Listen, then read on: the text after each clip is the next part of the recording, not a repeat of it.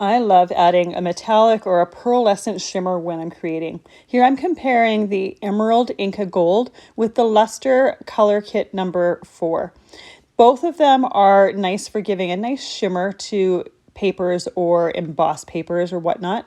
The color kit number 4 has 7 different colors within the kit, and there's just a tiny little bit.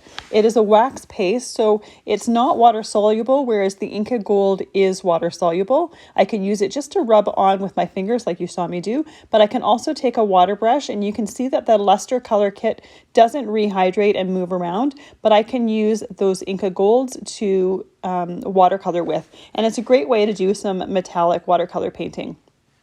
I like both of these kits or both of these waxes for going on top of embossed backgrounds. It's a great way to highlight and add a little bit of shimmer to that embossed raised edge. For the Luster Color Kit, the easiest way and the least messy way to apply it would be to use little makeup applicators. I find that way you don't get it on your fingers. To clean it off your hands, some soap and water, but it's easier to get the Inka Gold off than it is to get the waxes from the Luster Color Kit.